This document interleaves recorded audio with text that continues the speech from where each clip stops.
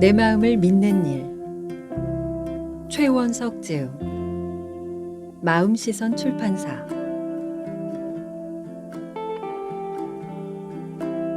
최원석. 언젠가 어버이날에 태어났다. 일기 쓰는 것을 싫어하지만 삶을 기록하고 그 삶에 응원받는 것을 좋아한다.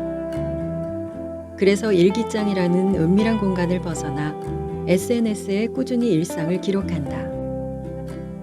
책을 좋아하지 않은 채로 서점 직원이 되었다가 운명처럼 책을 사랑하게 되었고, 출판사 마케터를 거쳐 현재는 작은 책방을 운영하고 있다.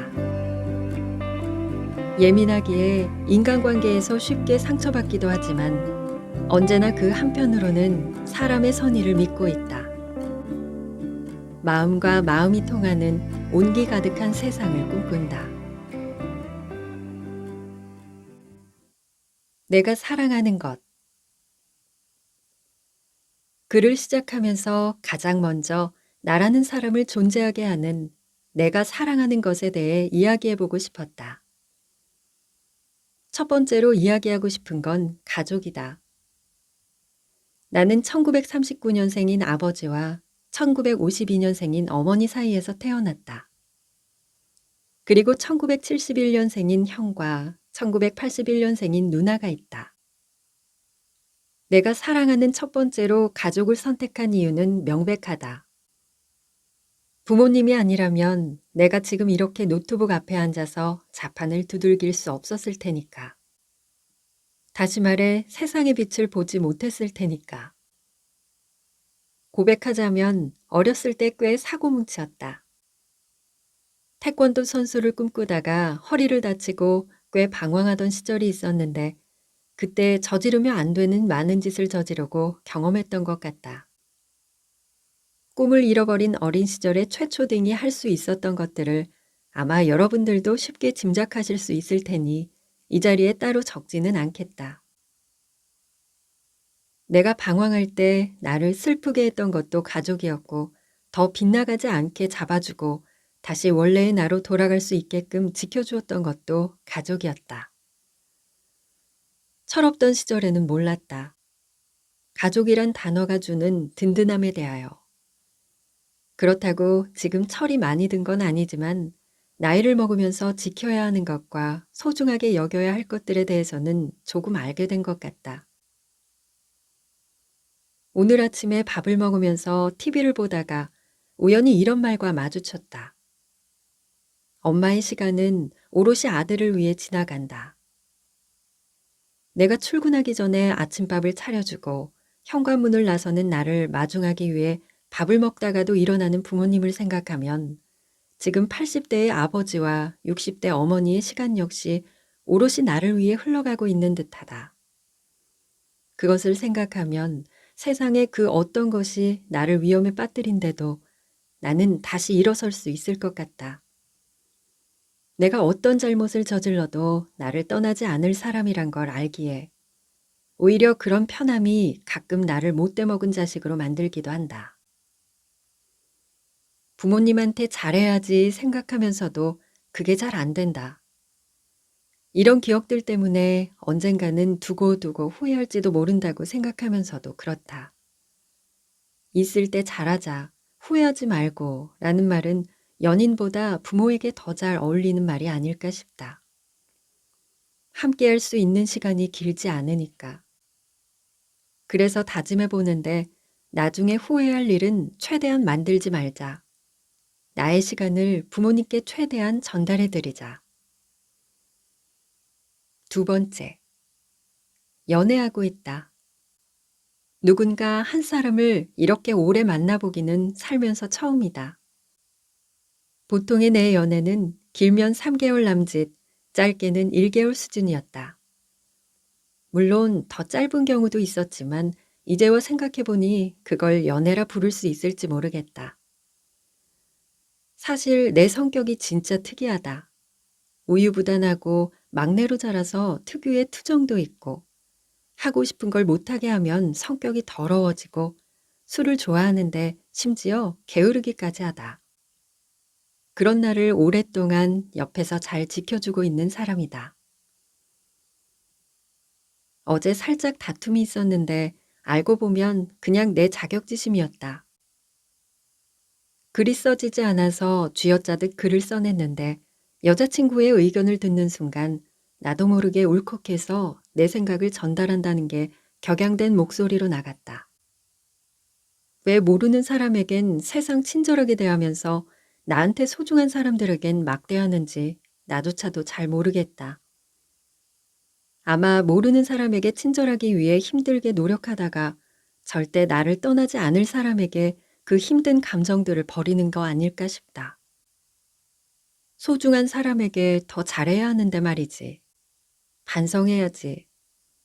보통 이렇게 다투고 나면 누구 한 명이 와서 화해의 말을 건네곤 하는데 이 글을 적고 있는 이 순간까지 아무도 그러질 않고 있다. 물론 잘못한 것은 나니까 내가 먼저 사과하는 것이 맞다. 지금까지 가만히 있는 것 또한 내 자격지심인가 생각했지만 그것은 아니고 내가 무엇을 잘못했는지 완벽하게 이해하고 나서 내 잘못을 인정하고 그때 마음을 전달하는 게 맞을 거라 생각했기 때문이다. 지금은 내 잘못을 인정하고 있는 단계다. 세 번째, 나에겐 여자친구보다 더 오래된 사랑이 있다. 바로 책이다. 힘들었던 시절에 책이 나에게 기댈 곳이 되어주면서 인연이 시작되었는데 지금은 그 책 덕분에 인스타그램 팔로워도 많고 책도 쓰고 마케터로 일하며 월급도 받는다.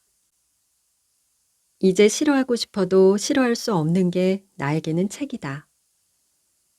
아마 가끔은 읽기 싫어서 던져놓기도 하겠지만 또 던져놓은 게 미안해서 그 책을 다시 집어 읽으면서 화해를 신청하기도 할 것이다. 네 번째, 사랑한다고 할 것까지는 없지만 내 정체성의 한 부분인 최초딩이란 닉네임에 대해서도 말해보고 싶다. 예전에 버디버디라는 메신저가 유행할 때 내 아이디는 나는야 초딩임이었다. 고등학생 시절 사립초등학교 셔틀버스 안에서 가운데 손가락과 혓바닥을 내미는 신공을 전개하던 초등학생을 보고 녀석을 잡아 족치겠다며 버스를 향해 전력 질주했는데 그런 내 모습이 저 초등학생과 다를 게 뭔가 하고 자괴감 속에 만들었던 아이디다. 나는야 초등학생임이 너무 길어서 줄였던 게 나는야 초딩임이었고 그 이후에 성을 따서 최초딩이라는 닉네임을 짓게 되었다. 언젠가부터 내 이름보다 최초딩이라 불리는 시간이 늘어나고 있다. 나를 그렇게 불러주는 게 참 좋다. 친밀감도 느껴지고 이 사람이 내 활동을 인정하고 있다고 생각해서다. 언젠가 철이 좀 들면 최중딩, 최고딩, 최대딩, 최직딩 등 다양하게 변할지도 모른다. 하지만 아직은 저 초등학생을 잡겠다고 쫓아가던 어렸을 적 내 순수함이 좋다. 그 순수함을 잃지 않기 위해 언제든지 초딩처럼 살 준비가 되어 있다. 40대가 되어도 50대가 되어도 나는 영원히 최초등이 될 준비가 되어 있다. 고마운 마음. 아, 잃어버렸다. 지갑. 어디에서 잃어버렸을까? 어디에 있을까? 지갑뿐만 아니라 정신머리까지 같이 잃어버린 것 같다. 내 지갑은 도대체 어디에 있을까? 당황했다. 술을 마신 것도 아니었고 정신없이 바쁜 상황도 아니었다. 그럼에도 지갑을 잃어버리다니. 과장님과 함께 외근이 있던 날이었다. 서울에 위치한 사무실에 업무차 들러 서류에 도장을 받았고 그 이후 신간을 출간할 작가님과 행사건으로 미팅을 했다. 이때까지만 해도 당연히 지갑이 없어졌을 거라 생각도 못했다. 미팅이 끝나고 집으로 가려다 엉덩이 쪽이 허전해서 만져보니 지갑이 없었다. 그제야 깨달았다. 지갑이 없어졌다는 걸. 과연 내 지갑은 어디로 사라졌을까? 찬찬히 생각해봤다. 아까 들렀던 사무실에서 도장을 찍을 때 책상 위에 올려놓고 그대로 나왔나? 아니면 화장실에 갔을 때 소변기 위에 올려놓고 왔나? 그것도 아니면 미팅을 했던 카페에 놔두고 왔나? 과장님한테 지갑이 없어진 것 같다고 말씀드렸다. 수중에 1원 한 푼도 없어서 집에 가는 건 둘째치고 지갑을 찾아보려면 과장님의 도움이 필요했기 때문이다. 과장님의 차를 얻어 타고 일단 미팅을 했던 카페로 갔다. 없었다. 아까 들렀던 사무실로 향했다. 머릿속에는 그래도 거기에는 있을 거야 라고 희망을 가졌다. 그런데 없었다. 사무실 책상 위에도 화장실 소변기 위에도. 절망적이었다. 아니, 그 절망의 한편에서도 희망적인 부분을 생각하기로 했다. 외근을 나올 때 과장님 차를 타고 나왔기에 버스카드를 찍지 않았으니까 본사에 두고 나왔을 수도 있다. 사람이란 참 대단하면서도 단순한 것 같다. 지갑을 잃어버렸다는 절망 속에서도 분명히 있을 거란 확신을 가졌던 곳에 없을 때에도 어떻게든 희망을 잃지 않으려 노력하는 내 모습을 보니 인류가 여태껏 멸망하지 않은 것이 이해가 되었다. 인류를 미래로 이끄는 원동력이 이런 희망이지 않을까 싶었다. 하지만 이런 희망도 잠시 이미 퇴근 시간이 지나 회사로 들어가 확인하기에는 늦었고 또 회사로 갔다가 없으면 다시 나오는 길이 상당히 괴로울 것 같았다. 어떻게 해야 할지 안절부절 못하고 있는데 갑자기 카드 한 장과 현금 2만 원이 내 눈앞에 나타났다. 희망의 끈을 놓지 못했다고는 하나 사실은 멘탈이 탈곡기에 탈탈탈 털린 것처럼 정신을 못 차리고 있을 때라서 어안이 벙벙했다.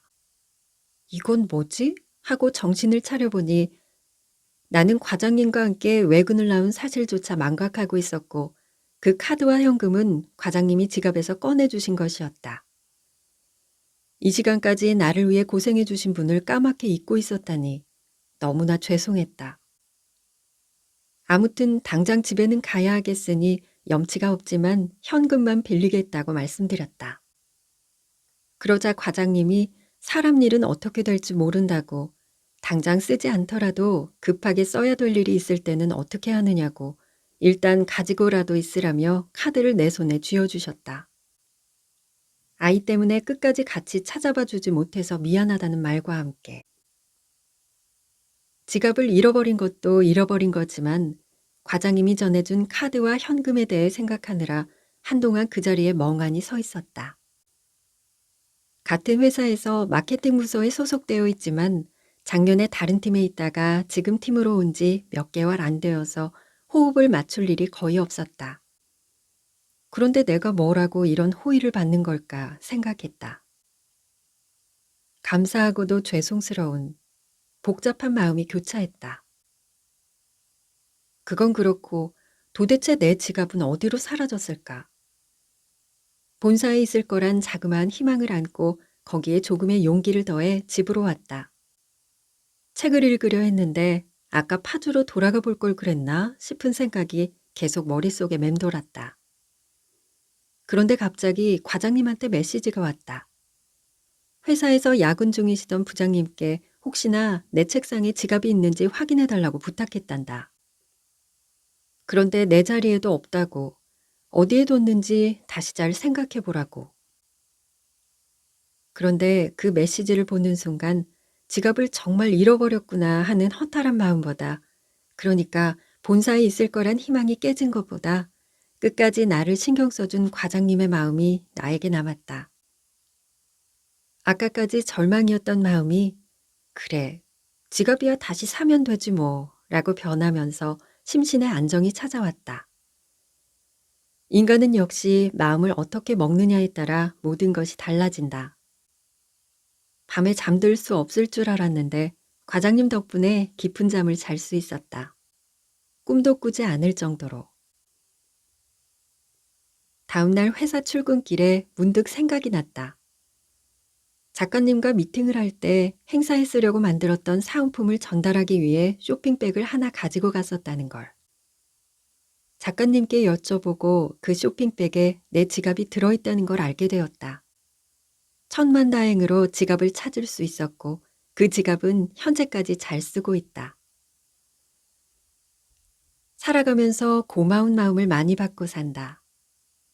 평소엔 잘 모르고 지내지만 곰곰이 생각해보면 꽤 많을 것이다. 사람과 사람 사이에서 그 고마움은 관계의 탄탄한 이음새 역할을 하다가 시간이 흐르면 잊히기도 하고 다투거나 소원해지면 퇴색되기도 한다. 나는 그 고마운 마음들을 하나하나 잊지 않고 싶다. 잊지 않으려 노력한다면 그로 인해 우리의 관계는 계속 더 단단해지지 않을까? 이 글을 읽어주시는 여러분께도 고맙다. 덕분에 이렇게 글을 쓰면서 고마운 마음을 잊지 않고 기록하며 살아갈 수 있다. 앞으로도 오랜 시간 나와 여러분이 우리라는 말로 함께하기를 바라며. 잊히는 것에 대하여. 시작이 있으면 끝도 있는 법. 며칠 전 회사를 그만두면서 3년이 조금 넘는 시간 동안 머물렀던 자리를 정리했다. 평소에도 물건을 잘 버리지 못하는 성격이기에 어느 정도 각오를 다진 후 시작했음에도 사흘이나 걸렸다. 책과 개인용품, 내가 만들었던 굿즈를 기념으로 하나씩 넣었는데 라면 상자 크기로 10대 개가 나왔다. 사실 내 집도 아니고 회사에서 주어진 자리에서 근무했을 뿐인데 이 정도의 책과 물건을 이고지고 살았다고 생각하니 약간 현기증이 났다. 어쨌든 이렇게 사흘간의 정리를 마치고 나니 내가 처음 회사에 입사했을 때의 모습만이 남았다. 떠난다는 것이 이런 거였구나.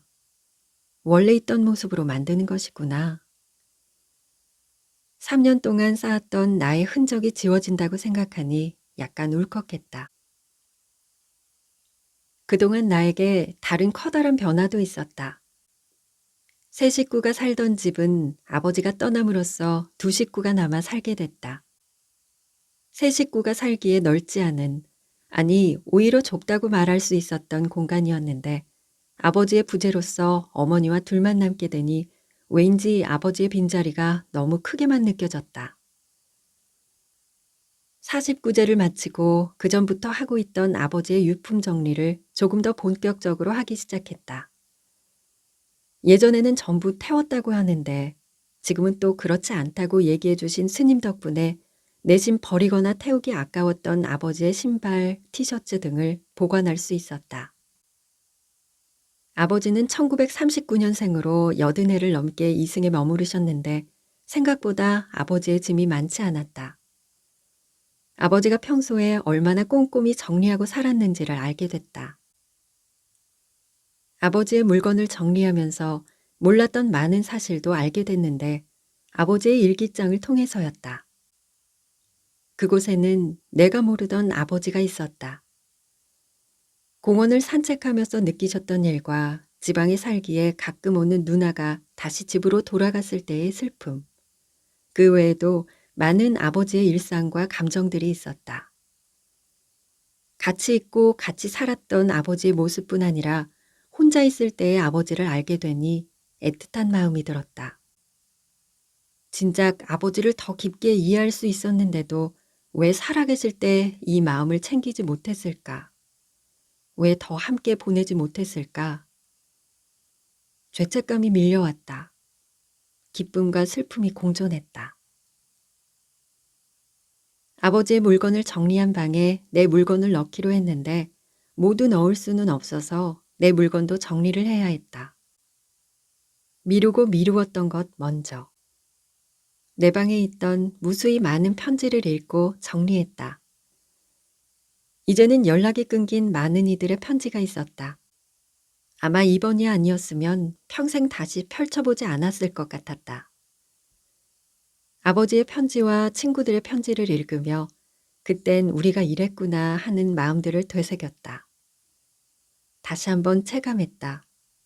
이제 아버지는 계시지 않는구나. 친구들은 여전히 내 곁에 있는데. 또 다른 물건을 버리면서 이때는 내가 이런 것을 샀었지 하며 추억을 떠올렸다. 그 중에는 도대체 내가 왜 이런 것을 샀지 하는 물건들도 있었다. 내가 어떤 마음이었는지 도무지 떠오르지 않는 것들도 있었다. 그런 물건에겐 미안했다. 나에게 버려져 있었다는 생각이 들어서. 앞으로도 한동안은 물건을 버리지 못한 채 끌어안고 살아갈 것 같다. 여자친구가 이직할 때 사준 가방의 태그와 여자친구가 선물해준 티셔츠의 태그까지 버리지 못하고 간직하는 사람인지라.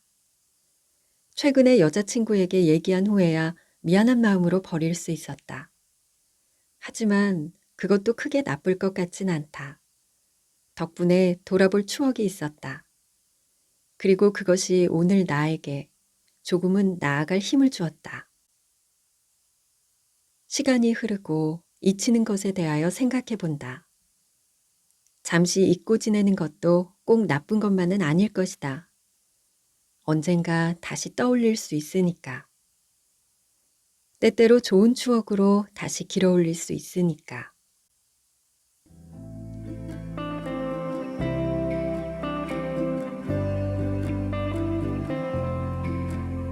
작가는 이 책에 대해 이 시대를 살아가는 사람으로서 겪을 수 있는 것들에 대해 도망가지 않고 온전히 마주하며 조금씩 걸어나가는 모습을 담은 책이라고 합니다.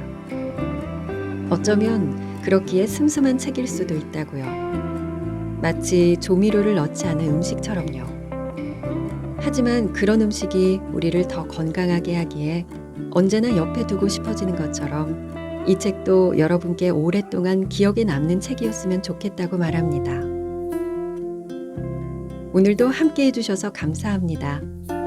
당신의 마음이 머무는 글 속에서 당신을 기다리는 낭만 독백이었습니다.